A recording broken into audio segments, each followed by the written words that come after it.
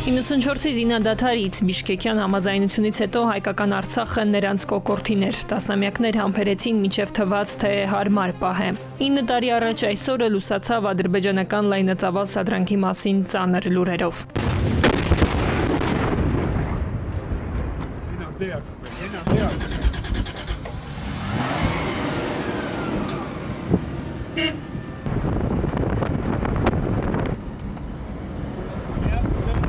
Թշնամին շփման գծի հարավային և հյուսիս-արևելյան ուղղություններով գործի դրեց զինանոցում եղած գրեթե բոլոր զինատեսակները։ Հայկական կողմի հրամանատարական կազմի ենթադրություններով հարձակումը միտում ուներ վերաճելու ավելի լայնամասշտաբ ռազմական գործողության։ Ուժերի հավասարության մասին մեկ պատկերավոր համեմատություն միայն։ Ընդհանուր առմամբ 2004-ից 2016 թվականներին Ադրբեջանը բանակի վրա ծախսել էր 25 միլիարդ դրամ։ Մեր դեպքում այդ թիվը 4 միլիարդ էր։ Բայց միանշանակ է, հաջողեցինք ապրիլյան քարոզիա պատերազմում, պատմաբանը 9 տարի անց արձանագրում է հայկական կողմը, չնայած կորուստներին, ճնշող առավելություն գրանցեց թշնամու նկատմամբ ռազմական ու դիվանագիտական ճակատներում։ Կառավարման, համակարգման և քաղաքական ղեկավարության ստանձնած պատասխանատվության և մոտեցումների լրջության մեջ էր։ Հարձակումը հատկապես ինտենսիվ էր Թալիշի, Մարտակերտի, Մարտունու և Աղդամի ուղղություններով։ Հայկական կողմը կարճ ժամանակում հակահարված տվեց, հետ վերցրեց մի շարք կորցրած դիրքեր։ Հակամարտության այդ շրջափուլում դիվանագիտական կռիվը հավասարապես ընթանում էր ռազմականին զուգահեռ։ Հայաստանը միջազգային հանրությանը փաստերով էր պատմում, թե Ադրբեջանը ագրեսիվ քաղաքականություն է որդեգրել։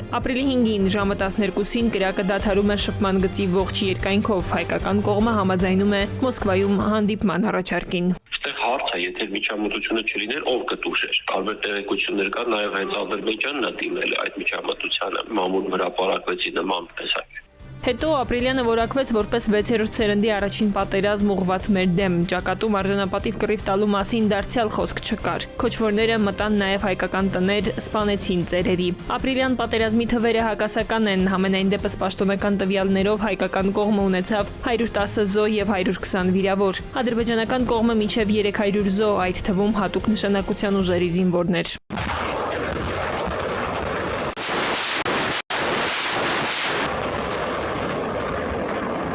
2020 թվականի 44-օրյա պատերազմից 2023-ի Արցախի կորուստից հետո կարծես ստվեր է ընկել պատմության այս դրվագի վրա։ Բայց պատմաբանը հիշեցնում է, քարոզիա պատերազմը մեր նորագույն պատմության այն կտորն է, երբ հայ մարտիկները կռիվ են տվել հայկական հողի համար հերոսաբար։ Դա մի փորձաշրջան էր, որ պատվով անցանք։ Հայ հասարակությունը արյան գնով համոզվեց, որ էլի ծնում է հերոսներ, որոնք կյանքը տալ պատրաստ են, դիրքը հանձնել երբեք։